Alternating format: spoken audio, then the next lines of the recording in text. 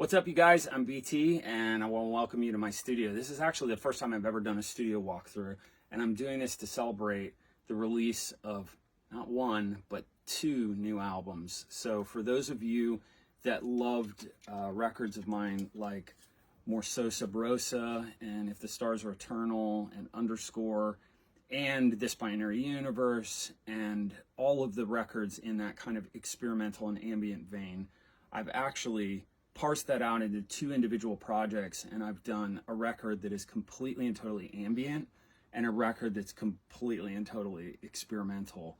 And the ambient record is called Between Here and You, and the experimental record is called Everything You Are Looking For Is on the Other Side of Fear.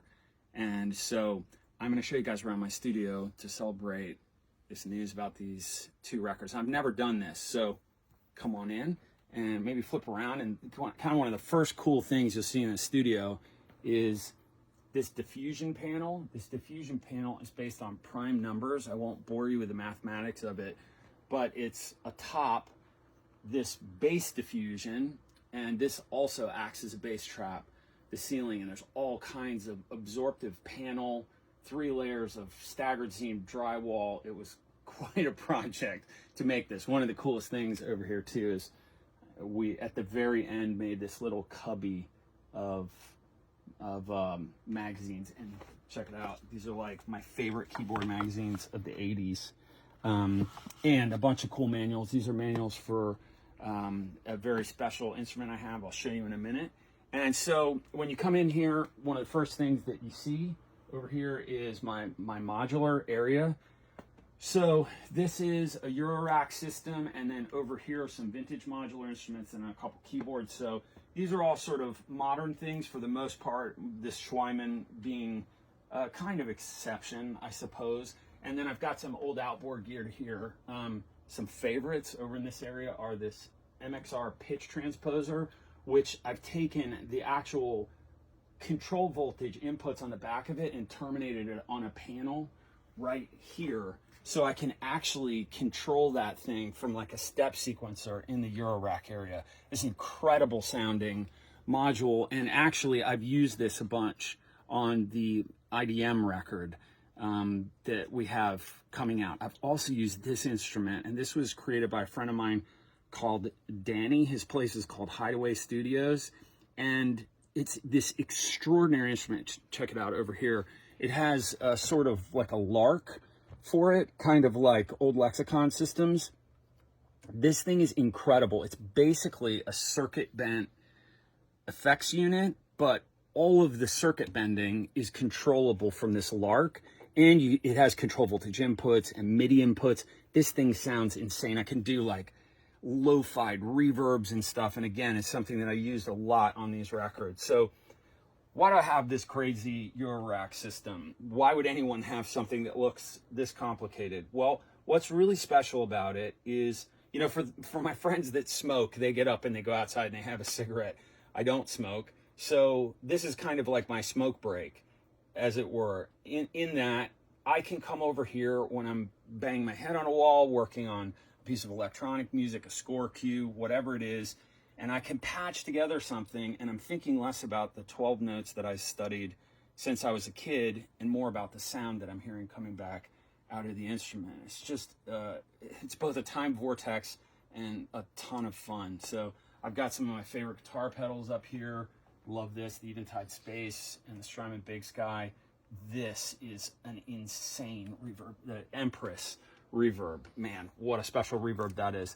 So this is the master of this entire area over here, this old school SBX 80, and actually my modular rig, which is old Cheese Grater G5, is controlled. It syncs to this, so this sends clock to everything. Look at this cluster cuss of cables right here. This is sync for this entire wall. So something that's kind of interesting, there's jokes that go around the internet about certain modular users that you see their modular systems and they're freaking huge and they never have patch cables in them. I'm going to leave that to your imagination. But I pre-patch some things because they don't use them. That's kind of the punchline. It's like for show. I do actually use this quite a bit too. But I always really cleanly pull my patch cables when I'm done. This is where I hang all my patch cables here. So anyway, this area here, I've got pre-patched all my clocks. So this is all clocked. This sequencer is clocked. This sequencer is clocked. The Eloquencer is clocked. Anything that's a sequencer, this is the Tangerine Dream style step sequencer, the actual step sequence of Tangerine Dream and gate sequencer that they used for some of their most famous recordings. And so all my sequencers are clocked, so I can really quickly patch together a couple oscillators, filters, some interesting digital signal processing, and some cool modulation sources, and boom, I've got a patch going immediately. So that's the Eurorack area. Over here, I've got, this is one of my favorite instruments. It is my favorite string ensemble ever made. So this is the ARP Omni 2, and this actually has a MIDI kit in it, which it's impossible to put MIDI in it. My friend Jeff Coper designed a MIDI kit for this, and we installed it together. And this is the string synth that was used on Age of Consent, basically all the New Order stuff. It's like one of my favorite sounds ever. You hit, where is it? You hit this button, the chorus button, and bang in all of the instruments, and it's literally heaven. That's a very mint condition DX7. Over here, you've got a bunch of, I've got a 303, a 606, ARP 2600, probably my favorite mono synth. And on top, some of my favorite drum machines. So this is a CompuRhythm CR5000. You can see right here, this is like super customized. And I've got a MIDI gal here that sends control information to my Nord drum, Korg KR55B. This is a very cool step sequencer. So you've got the ARP 2600, SEM, and the Roland System 100. This is kind of the holy trinity of vintage modular stuff to my ears. These three instruments make some of my favorite sounds I've ever heard in my life. And in fact, I probably use this kind of little trinity of instruments as much, if not more, than I use this whole Eurorack. So come over here, check this out. Under here's, my drum machine collection. I've been, collecting drum machines since I was a kid, and I actually use all these. I also sample them. So I've got stuff like the Machine Drum 707, got an 808 here. A CR8000. This one has the hand claps, the 5000 doesn't. 909, CR78 clone. This one right here is my first drum machine. I hate it, and so I had to keep it, so to find a use for it, and I actually have been able to use it now with kind of modern effects and stuff. That's one of my favorite drum machines, this Oberheim DX. Just an unbelievable drum machine. Of course, the classic Lindrum right there, and an EMU Drumulator, made famous by Depeche Mode. Over here, moving over, I've got some other drum machines.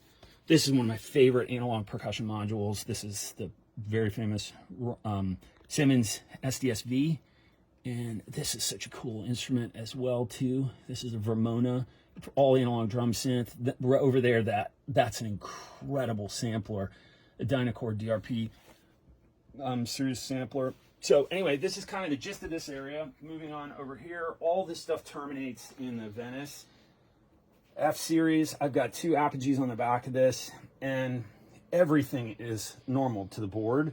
So I can literally power up my audio interfaces and my computer, and I can record immediately. Under here, I've got some of my favorite spring reverbs and tape delays. That's a vintage Echoplex. I love this. I've used this on so many pieces of music, from Dreaming to Ride. I've used that on just everything. I love this Multivox Echo 2. It's got a beautiful spring reverb in it.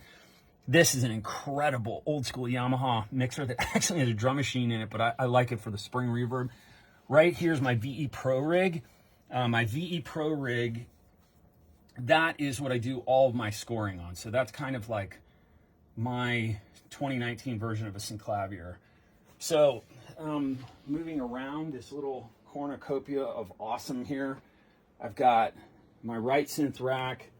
This has a vintage Mini Moog in it, Model D. Some 90s stuff like a Wavestation JD990 down there. That's a Crumar Bit 1.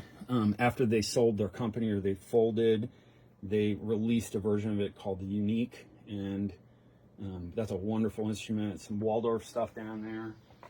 This is one of my synth racks here. I've got a OB6. This I used on tour this summer with All Hail the Silence. This is one of my favorite modern instruments ever made. I'm a huge Tom Oberheim and Dave Smith fan. Doesn't get much better than this. This is as good as modern analog stuff gets. This is the instrument that I did the bass line for Remember on. Still have it. Love this instrument. It's called a Roland SH09. It's being controlled here. It's only control voltage by this Kenton MIDI box. Of course, the famous OBX. Under here, got a Korg monopoly, a drum tracks, a rack of some incredible effects here. So Avalon 737 and a bunch of just unbelievable Summit gear that I love. This is a clone of a Fairchild, and it to my ears honestly sounds better. It's an incredible compressor. Like using this for vocals, all sorts of stuff. Sounds great on the Jupiter 8. It's mono. Some of my favorite kind of 90s and 80s effects. This H3000 was my friend Richard Fortis's that plays guitar for Guns N' Roses. He gets pissed off every time he sees it because he wished he didn't trade me it for a PCM 80. But sorry, Richard, love you, and I love your H3000 too. DP4, man, this is a sleeper. You ever see one of these on eBay? Pick it up. It's an incredible unit. These are super cool. These Roland SVR and SDE 330s. This is when Roland was experimenting with the Q sound algorithms. So it has these weird azimuth and like beyond the width of the speaker type reverb and delays. I've used this many times. This reverb I used on Loving You More, and so many people have asked me, what is that vocal throw? Well, it's this SVR 330. This is amazing. This toe box for widening vocals. One of my favorite reverbs, Lexicon 200. Ton of other stuff. This is my snare drum reverb. I love this Korg box. Great box. Eventually, this thing here, this 1/4-inch patch bay, is going to terminate into my pedal board. We've yet to install that in the room. These are my Dangerous Music monitor bridges. This is how I monitor stuff. These right here are the greatest audio interfaces ever made. How can I say that? I can say that because, and they will remain nameless, I had 3 of the most famous high-end audio interfaces installed in this rack all at once. And I could switch between them when we were putting the room together and A/B them. And these sound so much wider, so much more dynamic, so much higher fidelity than any of the other high-end audio interfaces. It's preposterous. So each one of these is 32 channels. I have 128 channels of input live, which is crazy. Feel really lucky to have that. Here is a preposterously rare system. It's it has the brand Crumar on it, but it actually was branded Crumar, but it was developed at Bell Laboratories, and this is really like a museum instrument, honestly.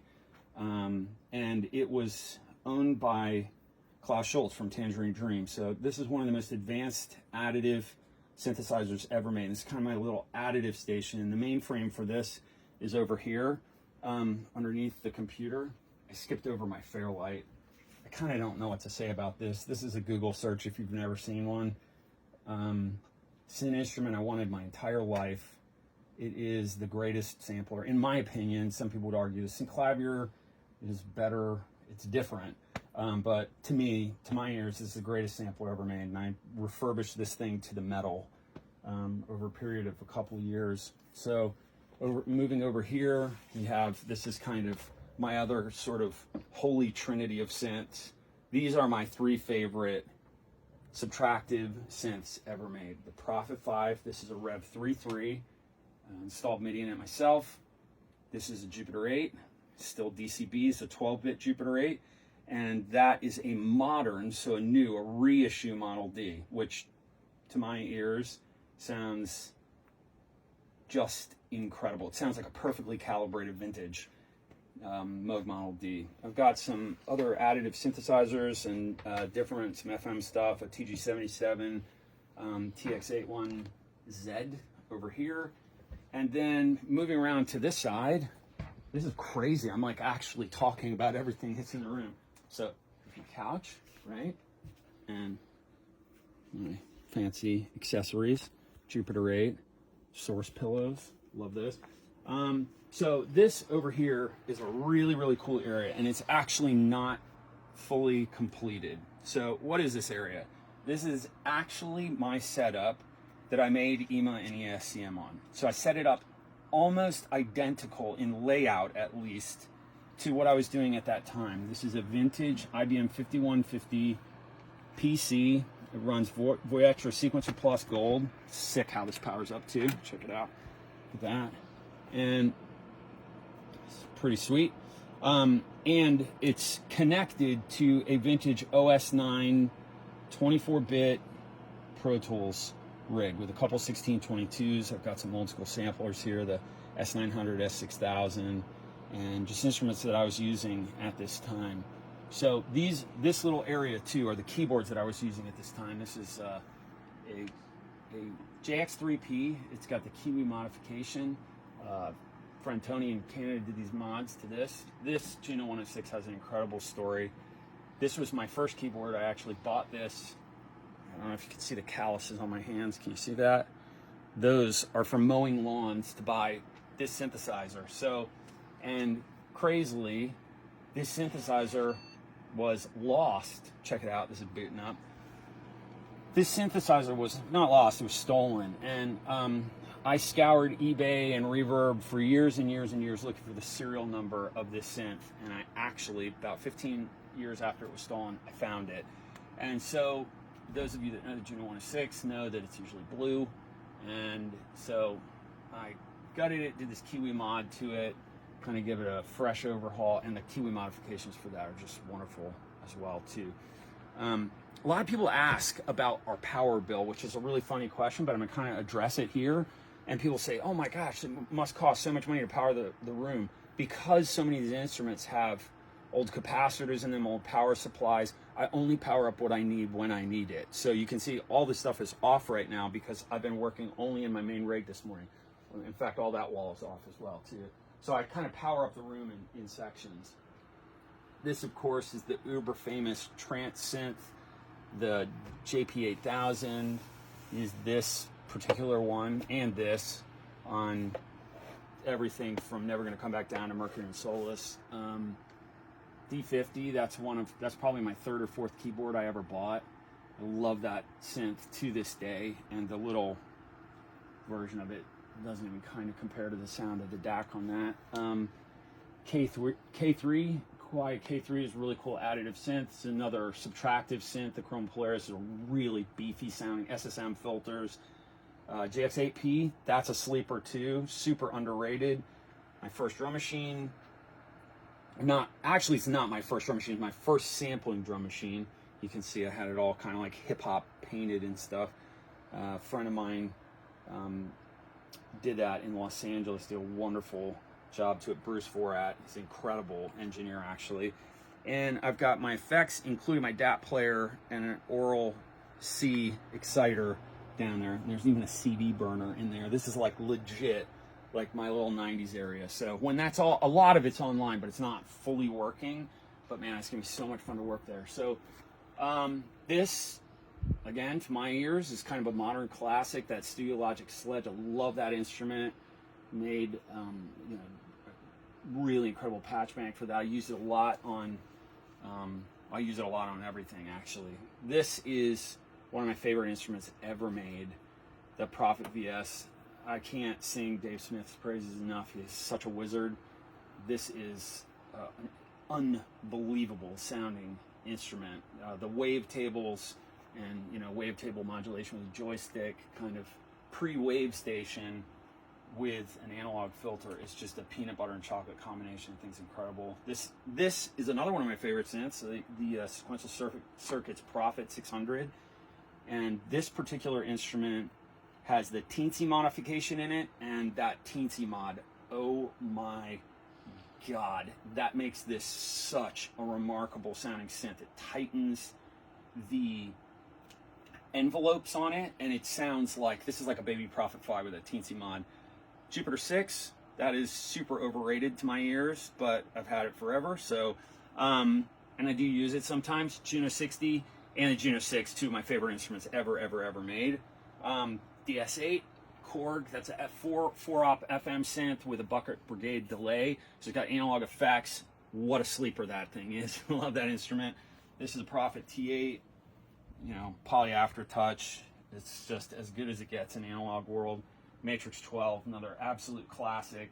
Yamaha CS15, incredible for bass line and sort of blippy ARP parts.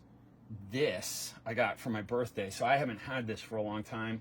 This is a Polavox, and oh my gosh, it's an angry beast of an instrument. I love this so much. Pro 1, that's probably my favorite mono synth. It's kind of a toss-up between that and an ARP 2600. DX5, that's like two DX7s. E3, this is emulator's version of a Fairlight. SX210, another sleeper. This kicks the crap out of a Juno 106, in my humble opinion.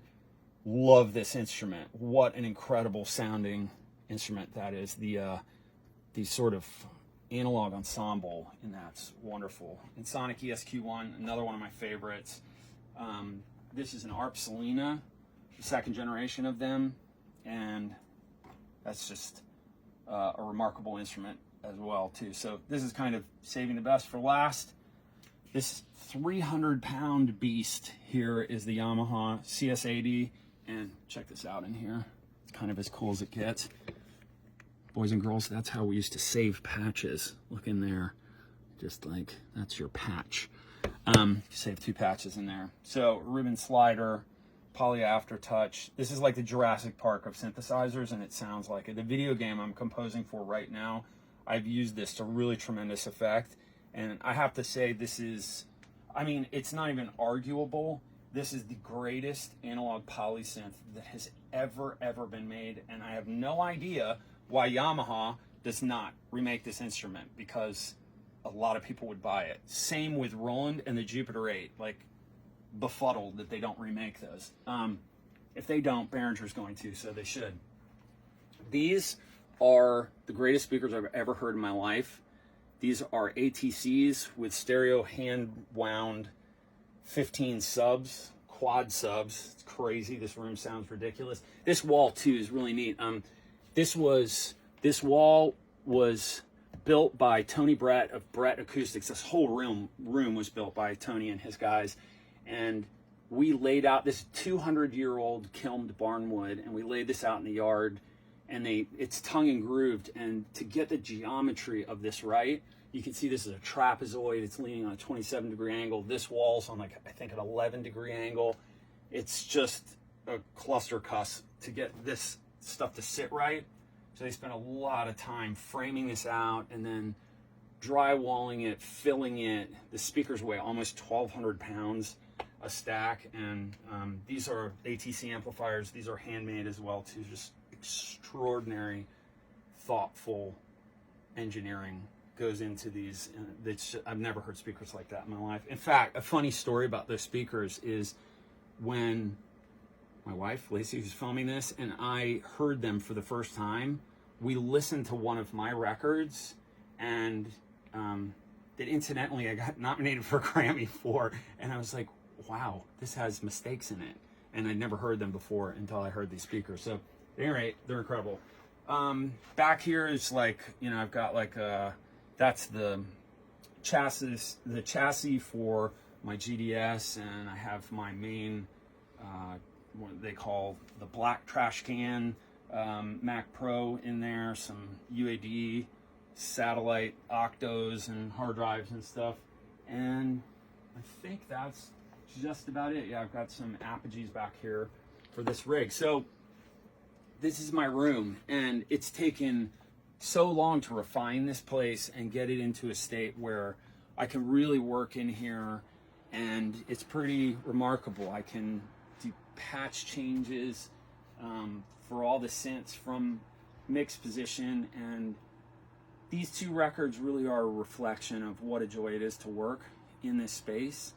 And I'm so proud of these albums, and I can't wait for you to hear them. The IDM record has, I think, 17 songs on it, and very much in keeping with the theme of this binary universe and underscore.